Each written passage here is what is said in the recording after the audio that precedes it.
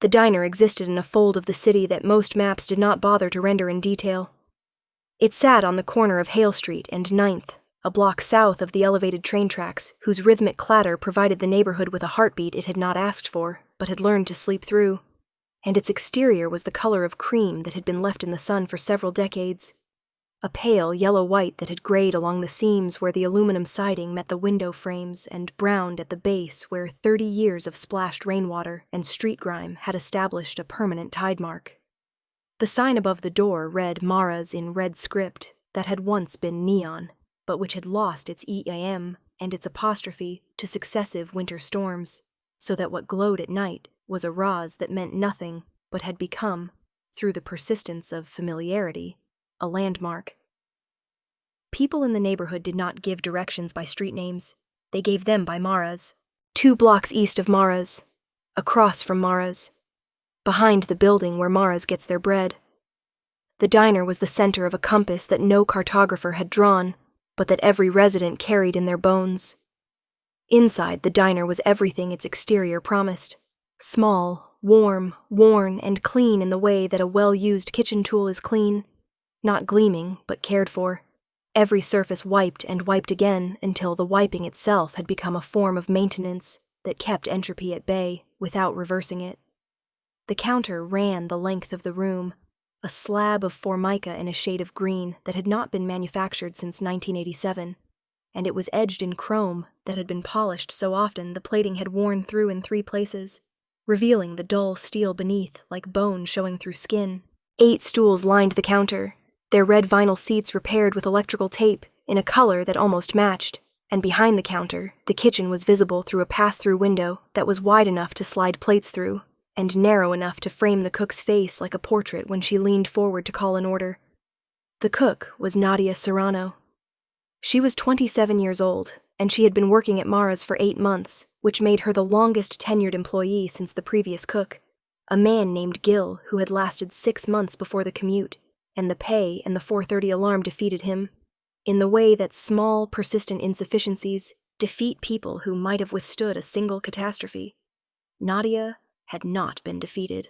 She arrived every morning at 4:45, 10 minutes before the coffee needed to start, and 20 minutes before the first pre-dawn customers, the transit workers and the hospital shift changers, and the insomniacs who had given up on sleep and settled for pancakes as a consolation prize. She prepped the grill, she started the coffee, she sliced the bread for toast, and the potatoes for hash, and the onions that went into everything, because onions were the connective tissue of diner cooking, the ingredient that linked breakfast to lunch, to the occasional dinner order from someone who had nowhere else to eat and nowhere else to be. She was beautiful in a way that the diner's lighting did its best to obscure. The fluorescent tubes overhead, 2 of which flickered and 1 of which had been dead for 3 months, cast a flat institutional light that drained color from skin and added years to faces and turned the red vinyl stools into the color of dried blood. But even under those lights, even in the shapeless white t-shirt and black apron that constituted her uniform, even with her long dark hair pulled back in a ponytail so tight it tugged at her temples, and her face bare of makeup, and her sneakers stained with grease that no amount of scrubbing could remove, Nadia Serrano was the kind of woman who rearranged the attention of any room she entered. She had high cheekbones that caught the light even when the light was unflattering, and dark eyes that were large and expressive and carried a sadness so deep and so permanent that it had become a feature rather than an emotion, something structural, like the angle of a jawline or the shape of a nose. She moved through the diner with the controlled efficiency of an athlete whose sport was survival, every motion purposeful, every step placed with the economy of someone who had learned that energy was a finite resource, and wasting it was a form of self-harm. She noticed everything.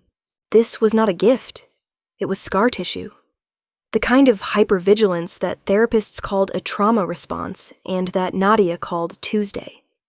She noticed which customers were drinking more than usual. She noticed which ones had stopped tipping, which was a reliable indicator of financial distress that preceded the even more reliable indicator of the customer stopping coming altogether. She noticed the woman in booth 3 who ordered coffee, but never drank it, and who sat for 2 hours every Wednesday morning staring at her phone with the expression of someone waiting for a message that would not arrive. She noticed the teenager who came in on Saturdays and ordered the cheapest thing on the menu and ate it slowly and did not leave until the lunch rush started, because the diner was warm and his home, wherever it was, apparently was not. She noticed all of these things, and she said nothing about any of them because she understood that the function of a diner was not just to serve food, but to provide a space where people could be anonymous and broken and quietly desperate without being observed, except that Nadia did observe, and her observation was not judgment but inventory, the cataloging of human data that she used to make small, invisible adjustments. An extra slice of toast for the teenager who was always cold. A refill without being asked for the woman who stared at her phone. A larger portion for the transit worker whose uniform was getting looser around the shoulders, which meant he was not eating enough somewhere else, which meant the meals he ate here mattered more than he was probably willing to admit. He started coming in January. The man. The regular. The one who would become, over the course of 8 months, her favorite customer. A designation she would never have spoken aloud, because favoritism in a diner was a professional liability, and because the word favorite implied an emotional attachment that Nadia had spent her entire adult life learning to avoid. But the word was accurate. He was her favorite. And the story of how a man who sat at a diner counter became a woman's favorite customer and then became a face on the evening news is the story of what happens when the two most powerful forces in human experience, trust and truth, collide in a space too small to contain them both. He came on a Tuesday.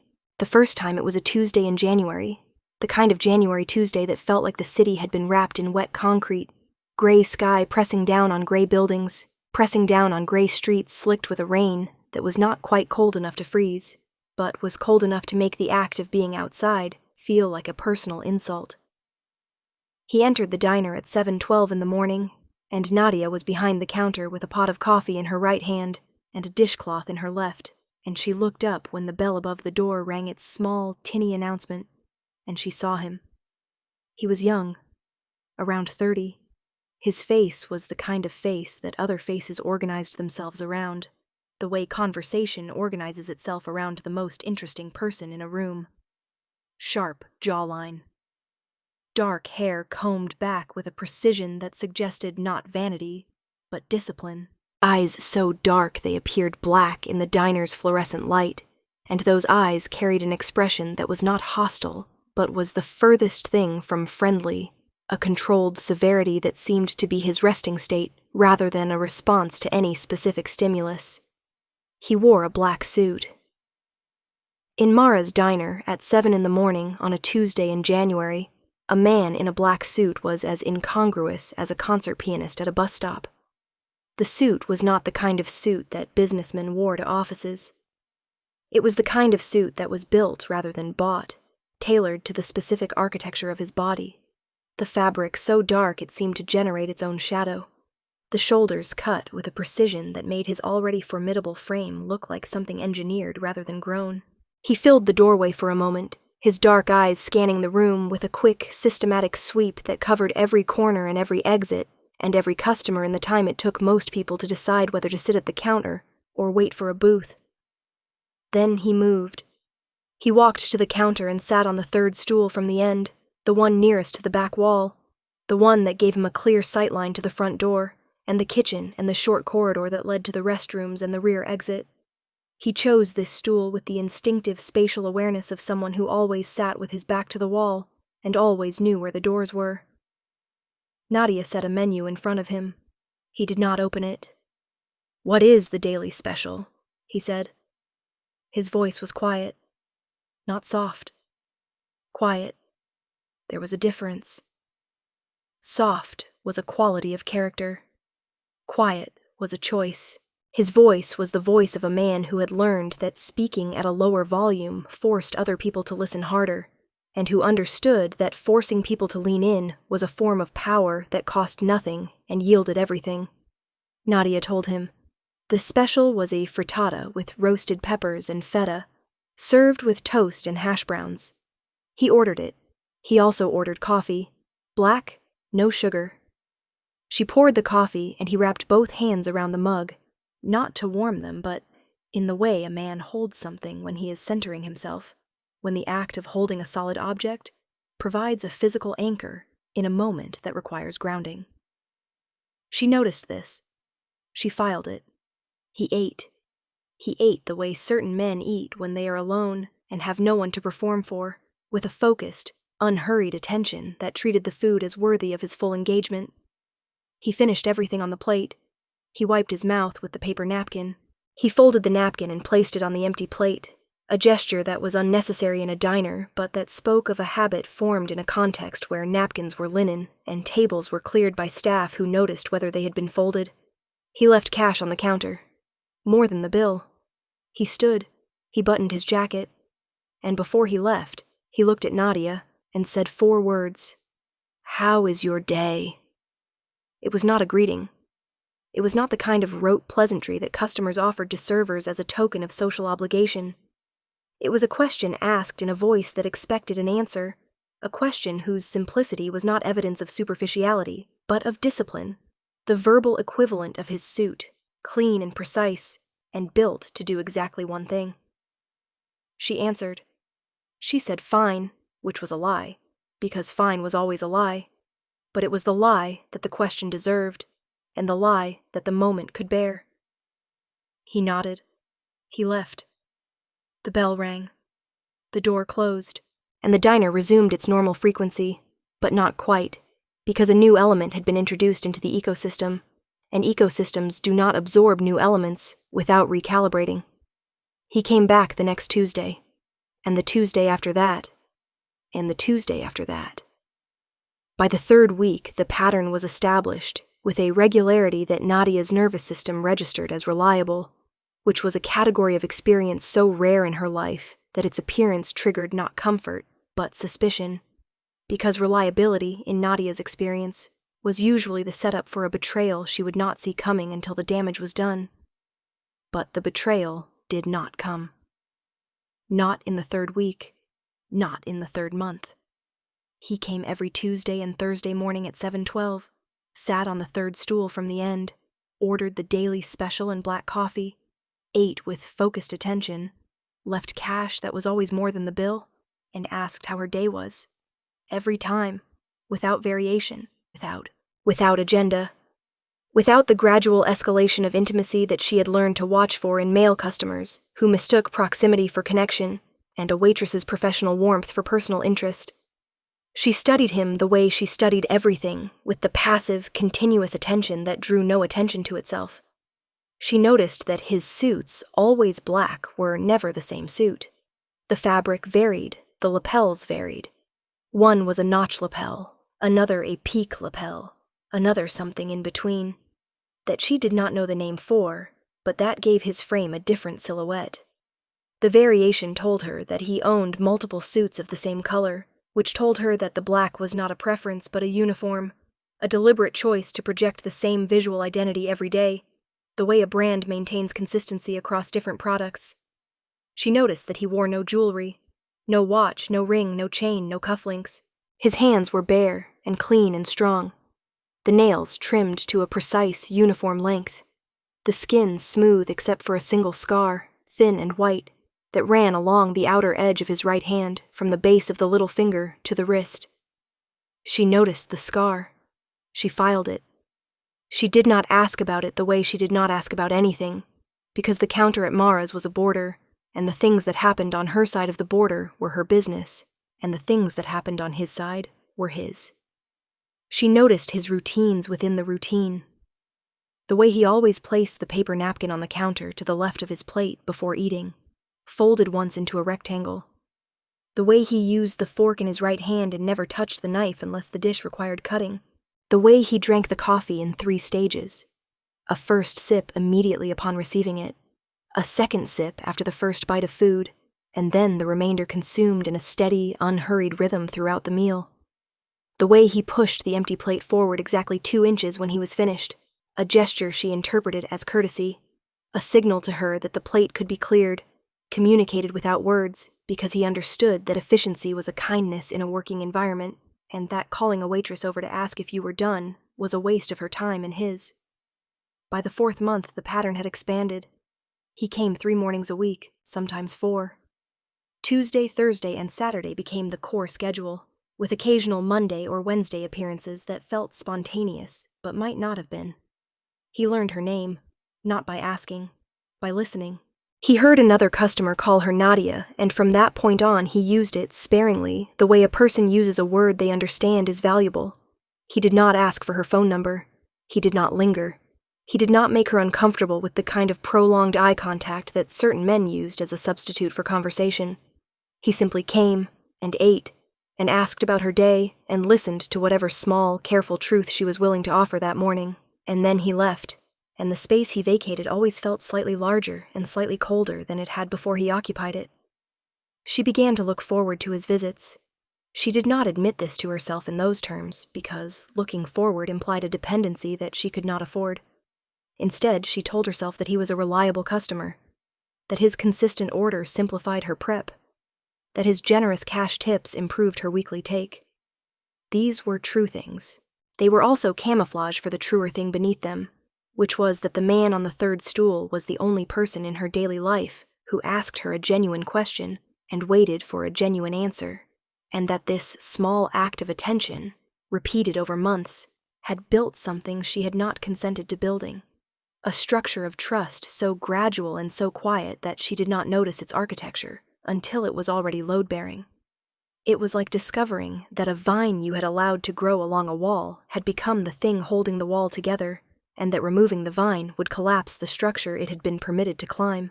She began to cook differently on the mornings he was expected. Not better. She always cooked well because cooking well was not a variable in her life, but a constant, the one thing she controlled completely and refused to compromise. But differently. She began to think about the daily special on Monday nights, lying in her apartment with the ceiling above her and the arguing couple beside her, and she would plan the week's specials with his preferences in mind, even though he had never stated a preference, because she had observed enough of his eating to infer what he favored. He lingered over dishes with slow-cooked proteins. He ate bread with more attention than he gave to salads. He consumed anything involving roasted root vegetables with the focused pleasure of a man who recognized comfort food as a form of comfort rather than a form of weakness. She cooked for him without telling him she was cooking for him, and the secrecy of the gesture was part of its value, because generosity that announced itself was performance, and generosity that remained invisible was the closest thing to love that Nadia's vocabulary permitted. 8 months, 34 weeks, roughly 100 visits, 100 daily specials, and 100 cups of black coffee, and 100 instances of the same 4-word question delivered in the same quiet voice and received with the same guarded, gradually softening answer. The frittata gave way to the meatloaf, which gave way to the pot roast, which gave way to the summer menu of cold sandwiches and salads that Nadia made with ingredients from the farmer's market 3 blocks north, and he ate all of it without complaint and without request, and with the same focused attention he had brought to the first frittata on that first January Tuesday. Nadia knew things about him. Small things. The way he took his coffee. The way he buttoned his jacket when he stood. Always the top button first. The way his dark eyes warmed by exactly 1 degree when she set his plate in front of him. A change so subtle it might have been invisible to anyone who was not studying his face with the specific intensity that Nadia brought to everything. The hypervigilance that was scar tissue and survival instinct and, in this case, the beginning of something she did not have a name for and was not ready to name. She did not know what he did for a living. He did not tell her. She did not ask. This was not incuriosity. It was respect. In the diner, people were allowed to be whoever they were in that moment, without the weight of their biography pressing down on them, and Nadia extended this courtesy to every customer, including, and especially, the one whose black suit cost more than her monthly rent, and whose quiet voice carried an authority that was as natural to him as breathing. It was a Thursday in September when the world she had built with small courtesies, and daily specials, and the gradual accumulation of trust came apart in the time it took for a television screen to display a photograph. The television above the counter was old. It was a flat screen that had been installed by the previous owner during a renovation that had also replaced the plumbing and the exhaust fan, and that represented the last capital investment the diner had received before the current owner, Mara's granddaughter, had inherited the business and the debt that came with it. The television was tuned permanently to a local news channel, the volume set low enough to be ignored, but high enough to be heard during the pauses between the elevated trains passing, and it provided a constant, ambient narration of the city's daily operations that the customers consumed without attention, the way people consume wallpaper. Nadia was behind the counter. It was 6:40 in the evening, deep into the dinner shift that was more concept than reality at Mara's, where dinner meant 3 or 4 customers nursing coffee and the occasional order of a burger or a grilled cheese from the abbreviated evening menu. The diner was quiet. Booth 3 was occupied by the phone-staring woman. A transit worker sat at the far end of the counter with a plate of fries and an expression of exhausted neutrality. The television murmured above them all, cycling through local news with the mechanical rhythm of a machine that never stopped talking, because silence was the one thing it had not been programmed to produce. The anchor's voice changed. It shifted from the smooth, modulated delivery of routine news to the slightly tighter, slightly faster cadence that indicated a story of significance, the verbal equivalent of sitting up straighter. Nadia heard the change without seeing the screen. She was facing the grill, scraping the flat top with the steel spatula that she used between orders to keep the surface clean, and the change in the anchor's voice registered in her peripheral awareness, the way a change in wind registers on a sailor's skin. She turned. She looked at the screen. The anchor was speaking, and behind the anchor, occupying the full width of the graphics panel, was a photograph. The photograph was sharp and clear, a surveillance-quality image that had been enhanced for broadcast, and it showed a face. A man's face. Dark hair combed back with precision. A jawline that could cut paper. Eyes so dark the iris and pupil were indistinguishable. An expression of controlled severity that was not hostile but was the furthest thing from friendly. A black suit visible at the collar. The kind of suit that was built rather than bought. Below the photograph, in white text on a red banner, the words "City's Most Wanted Crime Lord," and beneath that a name she had never heard before, a name that belonged to the photograph on the screen, a name that connected the face she was seeing to a world she had never entered, and a reality she had never imagined. The spatula stopped. Her hand, the hand holding it, went still. The grill sizzled beneath the edge of the blade with the sound of fat meeting heat. A sound that was the diner's breathing, its constant respiration, and in that moment the sound seemed very far away, as though the television had created a pocket of silence around itself that nothing else could penetrate. Nadia looked at the face on the screen, and she felt something rupture inside her chest. Not break. Rupture. The difference was mechanical. Breaking was a clean separation along a fault line. Rupturing was the catastrophic failure of a structure that had been under pressure for longer than it was designed to withstand.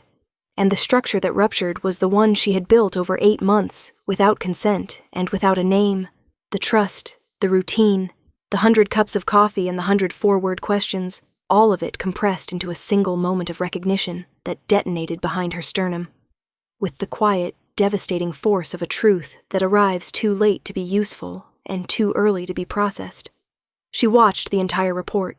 She stood behind the counter with the spatula in her hand and the grill smoking beneath it, and she watched, and she listened, and she learned. She learned that the man on the third stool, the man who ordered the daily special and tipped generously and asked how her day was the head of a criminal organization that the authorities had been attempting to prosecute for 6 years. She learned that his operation controlled significant portions of the city's commercial infrastructure through a network of legitimate businesses that functioned as both camouflage and revenue. She learned that his influence extended across 3 districts, and that law enforcement sources described him as patient, methodical, and invisible, a man who had built his empire not through the dramatic violence that made headlines, but through the quiet accumulation of leverage and loyalty that made headlines unnecessary. She learned that he was considered extremely dangerous and extremely intelligent, and that the investigation into his activities was ongoing, and that the public was advised not to approach him. The anchor moved to a second segment, an interview with a federal prosecutor whose face was carefully lit and whose words were carefully chosen, and who spoke about patterns of racketeering and money laundering with the measured enthusiasm of a man who had spent 6 years building a case, and who believed, or wanted the public to believe, that the walls were closing in. The prosecutor used words like enterprise and network and RICO, and each word fell into the diner like a stone dropped into still water, sending ripples across the Formica counter, and the red vinyl stools, and the fluorescent tubes, and the woman behind the counter whose hands had stopped moving, because her body had decided, without consulting her mind, that the act of scraping a grill was no longer the priority. She learned all of this in 3 minutes and 40 seconds, which was the length of the combined segments, and when they ended and the anchor moved on to a story about a water main break on the east side, Nadia turned back to the grill and scraped the surface clean and said nothing to anyone, because there was nothing to say that she was ready to say. The transit worker at the end of the counter glanced up at the television and then glanced back at his fries, and the two events, the news broadcast and the fries, existed in his attention with equal weight and equal permanence, which was to say none at all. The woman in booth 3 had not looked up from her phone.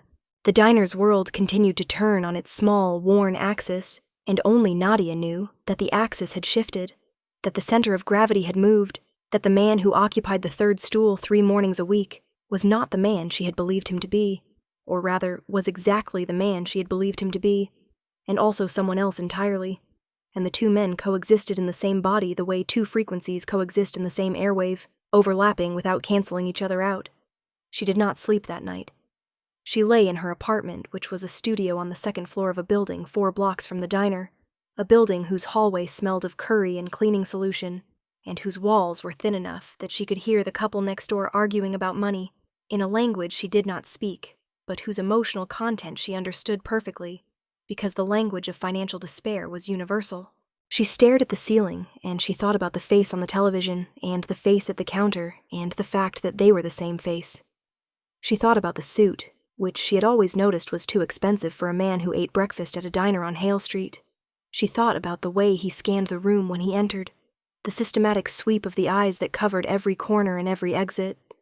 She thought about the third stool from the end, the one with the sightline to every door. She thought about the cash. Always cash, never a card. She thought about the way his quiet voice made people lean in, and she wondered whether this was a skill he had developed for conversations at diner counters, or for conversations in rooms where the stakes were higher and the consequences of being misheard were more severe. She thought about the scar on his right hand. She thought about the way he pushed his plate forward 2 inches when he finished eating. She thought about the way he folded his napkin before placing it on the empty plate, a gesture of order imposed on a space that did not require it, the way a person who controls large, chaotic systems imposes order everywhere because the habit has become indistinguishable from the person. She thought about the 100 times he had asked how her day was, and she replayed each instance in her memory, searching for the deception, searching for the moment when his concern had been a performance rather than a genuine inquiry, and she could not find it. She could not find the seam. She could not locate the point where the man at the counter ended and the man on the television began, because the seam, if it existed, was invisible, and the possibility that it did not exist, that both men were the same man without contradiction, was the possibility she was least equipped to process. She thought about what she should do. The word should was a hammer in her mind, striking the same surface over and over, producing a sound but no result. She should call someone. She should not call someone. She should stop going to work. She should go to work as if nothing had happened. She should confront him. She should pretend she had not seen the broadcast. She should be afraid. She was not afraid. This was the detail that troubled her most. She should have been afraid, and she was not. And the absence of fear in a situation that objectively demanded, it was either evidence of courage or evidence of a deeper attachment than she had been willing to acknowledge, and both possibilities frightened her more than the news broadcast had. She thought about all of these things, and she recognized with the cold clarity of someone who had been trained by life to see patterns after the fact, that the signs had been there from the beginning. She had noticed them. She had filed them, and she had chosen, unconsciously, to file them under the heading of interesting rather than dangerous, because he had asked how her day was, and she had wanted, needed, desperately required, for that question to come from a person worth trusting. She had needed it the way a plant needs light, the way a body needs water, The way a woman who had been alone for so long that aloneness had become her primary texture needed someone to ask a question and mean it. And now the question still hung in the air of the diner. The same question, the same 4 words, and the man who had asked it was the same man. And the only thing that had changed was that she now knew the full name of the person asking, and the full weight of what that name carried. She went to the diner the next morning. She arrived at 4:45. She started the coffee. She prepped the grill. She sliced the onions. She did all of this with the mechanical precision of a body performing routines that it could execute without consulting the mind, because the mind was elsewhere. The mind was rehearsing a conversation that had no script, and no precedent, and no guarantee of a safe outcome. He arrived at 7:12. The bell rang. The door opened. He entered the diner with the same quiet authority he had entered it 100 times before. The black suit absorbing the fluorescent light, the dark eyes performing their systematic scan of the room, the stride carrying him to the 3rd stool from the end with the muscle memory of an animal returning to its territory. He sat. He placed his hands on the counter, palms down, fingers spread, in the posture she had observed 100 times, the posture of a man grounding himself in a physical surface, the way a lightning rod grounds itself in the earth. He looked at Nadia with those dark, depthless eyes, and the ghost of what might have been warmth in a face that did not produce warmth naturally, the way certain soils do not produce flowers naturally, but will sustain them if the conditions are precisely right. He looked at her, and he expected the ritual, the coffee, the special, the 4-word question, the small, careful exchange that had become, over 8 months, the only conversation in his life that was not a negotiation, or a command, or a performance. Nadia did not pour his coffee. She did not greet him. She did not ask what he wanted, or tell him the daily special, or perform any of the 100 small courtesies that had constituted their ritual for 8 months. She stood behind the counter, and she looked at him, and she felt the full weight of the sleepless night in her body, in the heaviness of her eyelids, and the ache in her shoulders, and the specific, bone-deep exhaustion that comes not from physical labor, but from the labor of processing a truth that resists processing. She had rehearsed this moment in the dark of her apartment, lying on her bed with the couple next door arguing through the wall, and she had written and rewritten the script in her head, discarding words that were too angry, and words that were too soft, and words that were too many, until what remained was not words at all, but an action.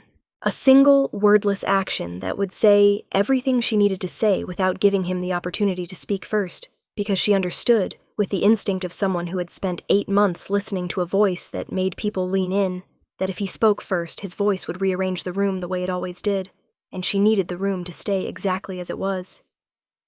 Instead, she reached beneath the counter and retrieved the television remote, which lived on a shelf beside the ketchup bottles and the stack of paper napkins, and the lost and found box that contained 3 umbrellas, a pair of reading glasses, and a child's mitten that had been there since February, and that no one had claimed because the child had probably outgrown it by now, the way children outgrow things with an efficiency that adults find both miraculous and heartbreaking. She pointed the remote at the television above the counter. She changed the channel from the local news, which was running a segment on traffic, to the channel that she had memorized the night before, the one that ran a repeat of the evening broadcast at 7 a.m., and she waited until the segment appeared, the one with the photograph and the red banner and the words that she had stared at on her ceiling all night, and then she slid the remote across the counter toward him without a word. The remote traveled across the formica with a sound like a whisper, like a card being dealt, like the sound a door makes when it begins to close but has not yet latched. It stopped in front of him. He looked at it. He looked at the screen. The photograph appeared. His face on the screen and his face at the counter existed simultaneously, separated by 10 feet of diner air and the immeasurable distance between a public image and a private truth. The news anchor's voice filled the diner with the same words Nadia had heard the night before, the same names, the same allegations, the same clinical enumeration of crimes attributed to a man who was sitting 3 feet from her eating counter and who had, until 12 hours ago, been her favorite customer. He watched the screen. He did not flinch. He did not tense. His body remained in exactly the position it had been in when he sat down, hands on the counter, spine straight, shoulders level, a posture so controlled it could have been carved from stone. He watched the entire segment, his dark eyes taking in the photograph and the banner, and the anchor's words with the same systematic attention he brought to every environment he entered, and when the segment ended and the screen cut to a commercial for a mattress company, he turned his head and looked at Nadia. The silence between them was a physical thing. It had weight and temperature and density. It occupied the space between the counter and the stool the way smoke occupies a room, filling every gap, pressing against every surface, impossible to ignore and impossible to escape. The transit worker at the far end of the counter was eating his fries and had not looked up. The woman in booth 3 was staring at her phone.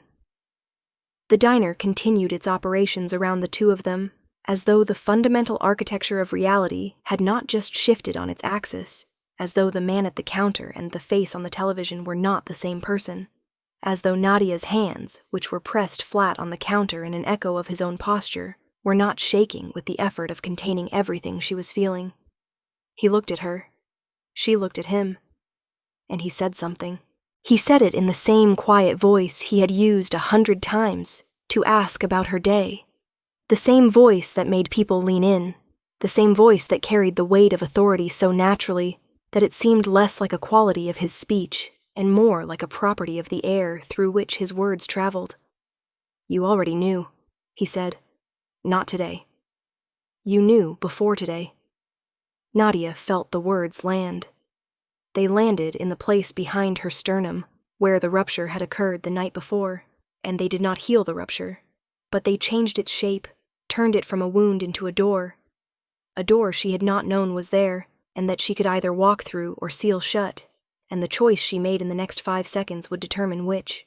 She felt the weight of the counter beneath her hands, the solid formica that had been her workstation, and her barrier, and her stage for 8 months, and she pressed her palms into it the way he pressed his palms into it, and she understood, in that moment, that the gesture was the same for both of them. It was the gesture of a person who needed something solid to hold on to, because the ground beneath them had become unreliable. "I noticed things," she said. Her voice was steady. Not calm. Steady. There was a difference. Calm was the absence of disturbance. Steady was the presence of control. "I noticed the suit. I noticed the cash. I noticed the way you watch the room. I noticed the stool you always choose." She paused. She looked at the counter between them, the green formica with its 30 years of scratches and coffee rings, and the 3 places where the chrome edging had worn through to the steel beneath, and she spoke to the counter because speaking to his face would have required a kind of courage she was not sure she possessed. "I filed them. I did not add them up. I did not want to add them up." The last sentence was not part of the rehearsal. It arrived from a place she had not authorized, a place beneath the scripts and the strategies and the carefully constructed walls, a place where the truth lived without permission and spoke without invitation. She had not wanted to add them up. She had not wanted to know, because knowing would have required a decision, and the decision would have been to stop coming to work or to stop caring, and neither option was acceptable because the diner was the only job she had, and the man on the 3rd stool was the only person who asked how her day was, and losing both in the same moment was a mathematics of loss that her life could not sustain. He looked at her with an expression she had never seen on his face. It was not the controlled severity of their 100 mornings. It was not the ghost of warmth that appeared when she set his plate down. It was something raw and unguarded and present, a face stripped of its architecture, a face that was showing her something it had not shown another person in years, possibly ever, the face of a man who had been looked at by thousands of people and seen by none of them until a cook in a diner with flickering fluorescent lights had noticed which stool he chose and why. "I came here because it was the one place in this city where I was not what they say I am," he said. He gestured toward the screen, which now showed a woman demonstrating a blender. "Here, I am the man who eats the daily special and asks how your day is. Here, I am just a customer." He paused. He looked down at the counter, at the green formica, at the chrome edging worn through in 3 places, and his hands, those hands that had controlled an empire without raising their voice, lay flat on the surface with the vulnerability of objects that had been put down deliberately and could not easily be picked up again. And that was the truth, he said. That is who I am at this counter. The man on that screen is not a lie, but he is not the whole truth. And you are the only person in this city who has ever seen both and not run. Nadia's eyes burned, not with tears, with the specific heat of an emotion she did not have a word for, an emotion that existed at the intersection of anger and tenderness and grief and the terrible recognition that the one person who had made her feel seen had done so while concealing the most fundamental fact about himself, and that this concealment was not a betrayal, but a confession. Because a man who hides his power to sit at a counter and eat breakfast like an ordinary person is a man who is telling you, without words, what he wishes he could be. She poured his coffee. She poured it into the same mug she always used, the white ceramic one with the chip on the handle that she had been meaning to replace for 3 months, but had not replaced because the chip had become part of the mug's identity, part of the ritual, and replacing it would have been a disruption. She was not willing to introduce into the one reliable structure in her daily life. She poured it black, no sugar, and she set it in front of him, and the act of pouring coffee became something else. Something that was not service, and not forgiveness, and not acceptance, but something older and simpler. The act of one human being providing sustenance to another because the body requires it, and because some forms of care do not require understanding to be genuine. The coffee steamed. The steam rose in a thin, curling column that caught the fluorescent light and made it briefly visible, the way breath is visible in cold air, a momentary proof of warmth in a space that was not warm. He wrapped his hands around the mug, both hands. The way he had wrapped them around the mug on the first Tuesday in January, the gesture of a man centering himself, finding his anchor, holding something solid in a moment that required grounding. The mug disappeared inside his hands, the way a small animal disappears inside larger ones, and he held it, and he looked at the coffee, and he did not drink it yet, because the holding was the point. The holding was the ceremony, and drinking would end the ceremony too soon. The diner was quiet around them. The transit worker had finished his fries and left $3 on the counter and departed without looking up from his phone. The woman in booth 3 had ordered a second coffee and was scrolling through something on her screen with the mechanical rhythm of a person whose fingers moved independently of her attention. Outside, the elevated train passed with a clatter that shook the windows and rattled the coffee mugs on their hooks behind the counter and filled the diner with a vibration that entered the body through the feet and the teeth and the sternum, and when it passed, the silence that replaced it was deeper than the silence that had preceded it, the way a room feels quieter after a loud sound than it felt before. "The daily special is a pot roast," she said. "I made it yesterday. It is better the second day." The sentence was ordinary. It was a sentence she had spoken 1,000 times, in 1,000 variations to 1,000 customers. But it was not ordinary. It was a bridge. It was a plank laid across the chasm that the television had opened between them, a plank that said, "I am still here, and you are still here, and the food is still the food, and the counter is still the counter, and whatever else is true about you and about the world you inhabit when you leave this diner, at this counter, in this moment, you are the man who eats the daily special, and I am the woman who makes it, and that is enough. That is enough." He looked at her. His dark eyes, those depthless, light-absorbing eyes that she had studied for 8 months across 3 feet of formica, held hers, and in them she saw something she had never seen before. Not the controlled severity, not the ghost of warmth, something else. Something that looked, if she was being honest, which she was, because honesty was the only currency that still had value at this counter, like gratitude so deep it could not be spoken.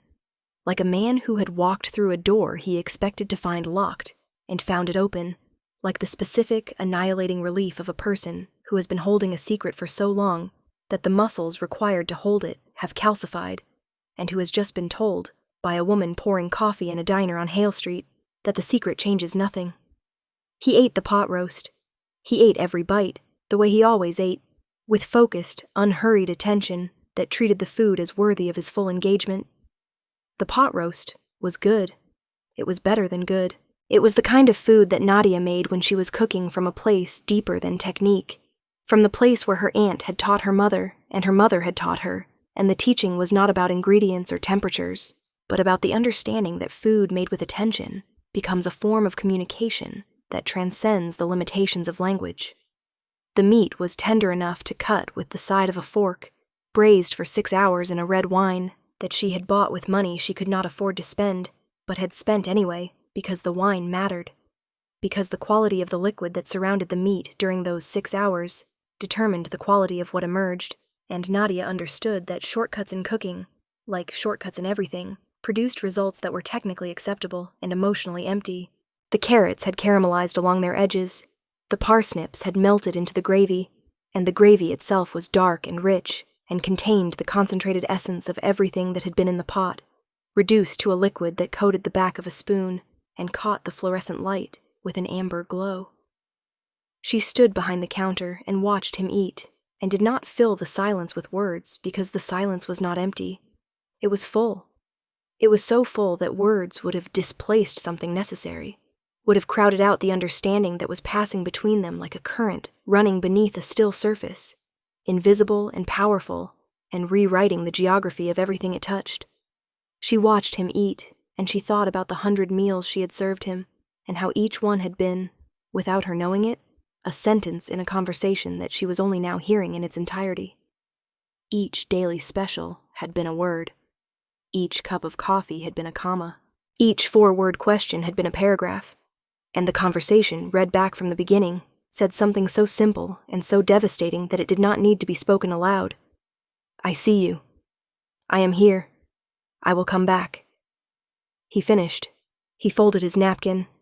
He placed it on the empty plate with the precise, deliberate gesture she had observed 100 times. He pushed the plate forward 2 inches. He left cash on the counter. More than the bill, as always. The bills were crisp and new, which she had also noticed over the months and filed and not added up, because crisp new bills were the currency of people who received their money from sources that did not issue pay stubs or W-2s, or the tired soft bills that circulated through the ordinary economy until they were too worn to read. He stood. He buttoned his jacket, top button first, the gesture of a man reassembling his armor, the transformation from the person who sat at the counter to the person who walked the streets, and the transformation was visible if you knew where to look. A subtle straightening of the spine, a slight narrowing of the eyes, a recalibration of the face from the almost warmth of the counter to the controlled severity of the world outside the diner's glass door. And he looked at her and asked the question he had asked 100 times before, the question that had built a structure of trust strong enough to survive the truth, the question that was not a greeting and not a pleasantry, but a genuine act of attention delivered in a quiet voice by a man whose face was on the evening news, and whose heart, insofar as he possessed one that still functioned, was sitting on a diner stool at 7:12 on a Friday morning. "How is your day?" he said. Nadia looked at him. She looked at the face she knew from the counter, and the face she knew from the screen, and she understood that they were both real, and that the world was large enough to contain the contradiction. She looked at him, and she felt the walls she had spent her entire adult life building, the walls that kept people at the distance required for survival, the walls that were scar tissue and hypervigilance, and the accumulated wisdom of a life that had taught her, through repetition and consequence, that trust was a trap. She felt those walls do something they had never done before. They did not come down. They opened. A door, not a demolition. A controlled, deliberate, terrifying act of choice. "Better now," she said. He nodded. The nod was small. It contained everything. It contained the acknowledgement that the word better was not fine, was not the reflexive lie she had been giving him for 8 months. Better now was a truth. It was a truth that admitted the existence of a before that was worse, and a now that was improved by his presence.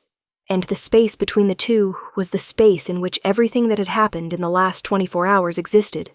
The television and the photograph, and the sleepless night, and the remote sliding across the formica, and the coffee poured into the chipped mug, and the pot roast eaten in silence.